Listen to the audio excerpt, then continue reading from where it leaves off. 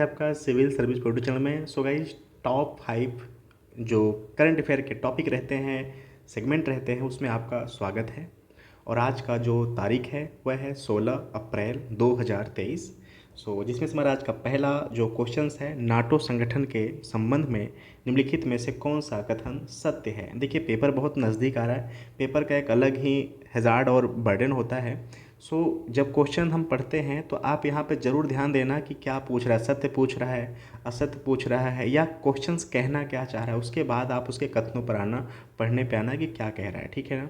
NATO की स्थापना 4 अप्रैल 1949 यानी 1949 को हुई थी। दूसरा कथन है कि हाल ही में फिनलैंड नाटो का 30वां राज्य बना है, ठीक है। देखिए, ये जो चर्चा है ये बहुत ज़्यादा चल रहा है। देखिए, जो फिनलैंड है, थोड़ा सा अगर बात करें तो फिनलैंड के नाटो में मिल जाने से जो नाटो कंट्री है वह बिल्कुल रसिया के पास आ चुका है, और रसिया अपने को बिल्कुल अब घिरा हुआ महसूस कर रहा है, बिल्कुल अनसेफ महसूस कर रहा है, ठीक है। ये अंतर्राष्ट्रीय जो आईआर हमारा होता है, अंतर्राष्ट्रीय रिलेशंस, उसका ये टॉपिक है। फिनलैंड के शामिल हो जाने से नाटो में ना जो रसिया है वो काफ़ी अनसेफ महसूस कर रहा है, क्योंकि अब वो चारों तरफा अपने को घिरा पा रहा है नाटो से। और जो नाटो कंट्री है वह बिल्कुल अब रसिया के पास बाउंड्री पे जा चुका है अपने सदस्य राष्ट्रों के तहत, ठीक है। आई होप कि आपको जानना चाहिए और आपको पता भी होगा, ठीक है ना। तो देखिए, दूसरा जो कथन है इसलिए गलत हो जाता है कि जो फिनलैंड है ना वह 30वां सदस्य नहीं बना है, 31वां सदस्य बना है, 31 नंबर का है, ठीक है। और बहुत लंबे समय से तुर्की इसका विरोध कर रहा था, इसकी सदस्यता का, लेकिन फाइनली इसको सदस्यता दी जा चुकी है। तो 31वां राज्य, 31 नंबर का जो कंट्री मेंबर इसमें बना है नाटो में। तो आई होप सो इसको जान गए। और 4 अप्रैल 1949 को इसकी स्थापना हुई थी, ठीक है। ये तो बिल्कुल सही है, ओके। और जो नाटो है ना, इसका जो हेडक्वार्टर है वो बेल्जियम के ब्रेसल्स में है, तो ये भी आप याद रखना। देखिए, नाटो इस साल काफ़ी चर्चा में रहा है, रसिया और यूक्रेन के कन्फ्लिक्ट को पाकर नाटो खूब चर्चा में रहा है। तो इसके एक एक पार्ट को जान लेना, एग्जाम में आए चाहे ना आए, अगर इससे जुड़ी बातें आएंगी ना तो आप इसको बहुत अच्छे से डील कर पाओगे। जरूरी नहीं कि हर एक मुद्दा डायरेक्ट एग्जाम में आ जाए, उससे जुड़ा थोड़ा सा मुद्दा आएगा ना तो आप उसको बिल्कुल अच्छे से डील कर सकते हैं, ठीक है। तो जो पहला कथन है वो सही है कि 4 अप्रैल 1949 को हुआ था, और नाटो जो है उसका जो हेडक्वार्टर है वह बेल्जियम के ब्रसेल्स में है। थोड़ा सा और अगर बात कर लें तो देखिए, नाटो क्यों बना था। जो यूएसएसआर था ना, 1991 में यूएसएसआर का विघटन हुआ, तो सारी कंट्री, रसिया, यूक्रेन, ये सब सारी अस्तित्व में आई, ठीक है ना। उसके पहले जो यूएसएसआर था ना, उसका जो हस्तक्षेप था वह यूरोप में बढ़ रहा था, ठीक है। यूरोप में रसिया यूएसएसआर के बचाव, यूएसएसआर से अपना बचाव करने के लिए यूरोप और जो अमेरिका था वो आपस में एक ट्रीटी बनाए, जो कि नाटो के नाम से जाना गया, ठीक है। तो आई होप सो कि इसका बैकग्राउंड आप इतना समझ गए, ठीक है ना। यूरोप जो था ना, वो सोवियत संघ के प्रसार को रोकने के लिए यूरोपीय देशों और अमेरिका ने मिलकर एक जो सैन्य गठबंधन बनाया था, उसी को हम आज नाटो के नाम से जानते हैं, ठीक है। नाटो के नाम से जानते हैं। बहुत ही शॉर्ट में आपको नाटो का निर्माण और नाटो के बारे में मैंने बता दिया। आई होप सो कि आप इसको बिल्कुल एक छोटा सा शॉर्ट नोट्स में कन्वर्ट करेंगे सारी बातों को, ठीक है। जो ऑप्शन है वो हमारा पहला नंबर का सही है। चलते हैं दूसरे वाले क्वेश्चंस पे। जैन धर्म से संबंधित भगवान महावीर के संदर्भ में निम्नलिखित में से कौन सा कथन सही है, ठीक है। पहला है, इक्ष्वाकु वंश से संबंधित भगवान महावीर का जन्म वज्जी साम्राज्य में हुआ था। दूसरा कथन है, इन्होंने अपनी शिक्षाएं संस्कृत भाषा में दी।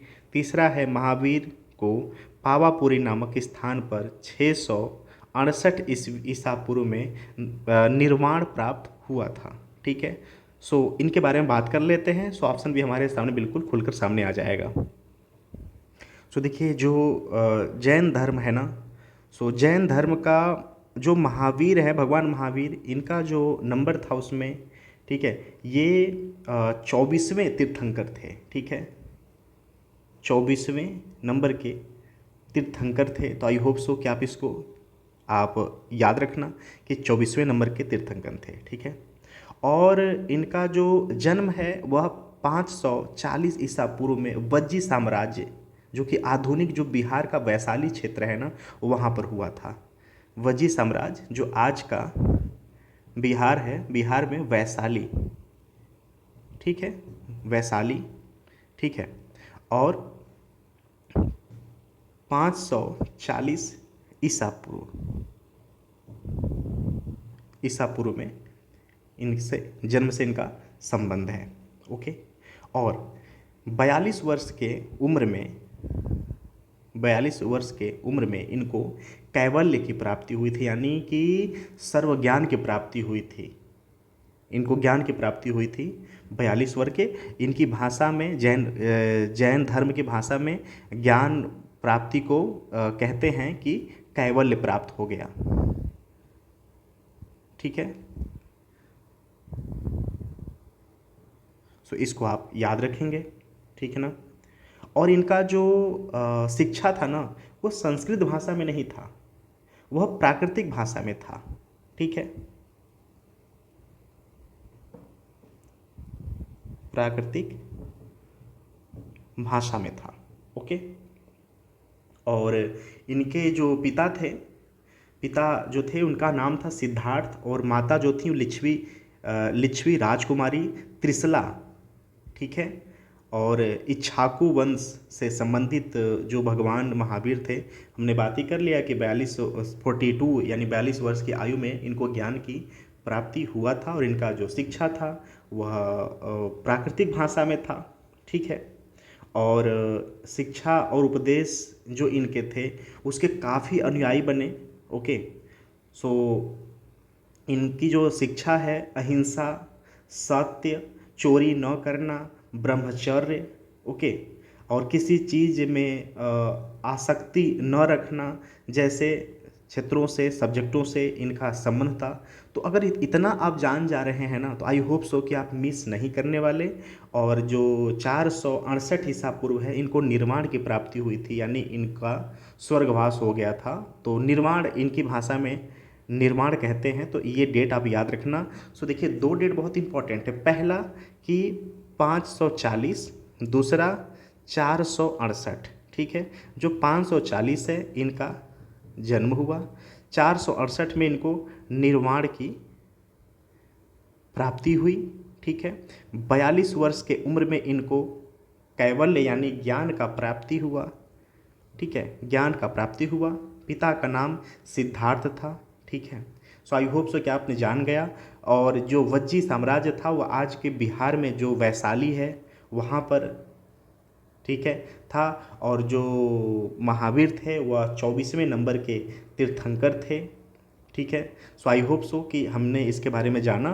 सो हमारा ऑप्शन भी आ गया बाहर कि क्या है सही, ठीक है। सो पहला और तीसरा, पहला और तीसरा। दूसरा इसलिए गलत हो जाता है क्योंकि इनका जो शिक्षा था वो प्राकृतिक भाषा में था, न कि संस्कृत भाषा में था। तो ऑप्शन डी राइट है। अब आते हैं क्वेश्चन नंबर 3 पे। हाल ही में खबरों में रहा कोलिस्टीन, कोलिस्टीन क्या है, कोलिस्टीन क्या है, ठीक है। सो देखिए, जो कोलिस्टीन है ना वह एक एंटीबायोटिक ड्रग है, ठीक है, एंटीबायोटिक ड्रग है, ठीक है, एंटीबायोटिक ड्रग है, ठीक है। सो इसको प्लीज़ आप याद रखना। सो बैक्टीरियल जो इन्फेक्शन होता है ना उसके लिए, ये उसके ट्रीटमेंट के लिए यह है, ठीक है ना। मैं यहाँ नोट कर दे रहा हूँ, बैक्टीरियल इन्फेक्शंस। देखिए, थोड़ा सा लिखने में दिक्कत होती है, मुझे हैबिट बिल्कुल नहीं है पैड पे लिखने का, तो थोड़ी सी दिक्कत होती है। सो आई होप सो कि एक हमारा ड्रीम प्रोजेक्ट चल रहा है कि हम बहुत जल्द अपना स्टूडियो सेटअप करें। तो जैसे स्टूडियो सेटअप होगा आप लोग के सामने हम बिल्कुल फेस टू फेस स्टूडियो के रूप में आएंगे सामने। सो अभी थोड़ा सा समझौता करना पड़ेगा राइटिंग से कि पैड पे बिल्कुल हैबिट नहीं लिखने की है, ठीक है। और चलिए जब मिलेंगे फेस टू फेस तब बात करेंगे, फिलहाल हम इतना तक अपने को सीमित रखते हैं। बैक्टीरियल इन्फेक्शंस के लिए है, एंटीबायोटिक ड्रग है, कोलेस्टीन नाम याद रखना, ठीक है। ये बैक्टीरियल एक एंटीबायोटिक दवा है, ठीक है।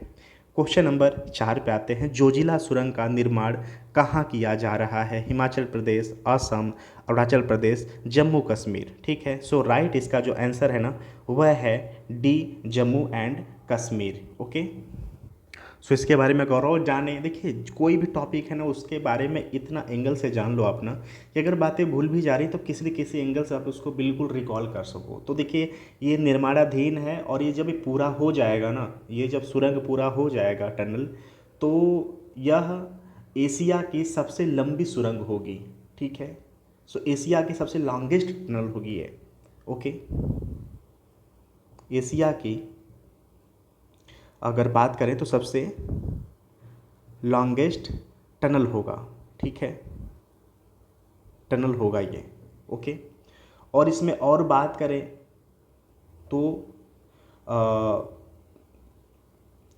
जो लद्दाख है ना, लद्दाख के लिए सभी मौसम में संपर्क स्थापित करने के लिए जम्मू कश्मीर से लद्दाख का बिल्कुल एक अच्छा कनेक्शन बन जाएगा। किसी भी मौसम में जम्मू कश्मीर और लद्दाख को आपस में जोड़ा जा सकता है, ठीक है। और अगर बजट की बात करें ना तो 25,000 करोड़ रुपए की लागत से, ठीक है, इस सुरंग का स्थापना किया जा रहा है, ठीक है।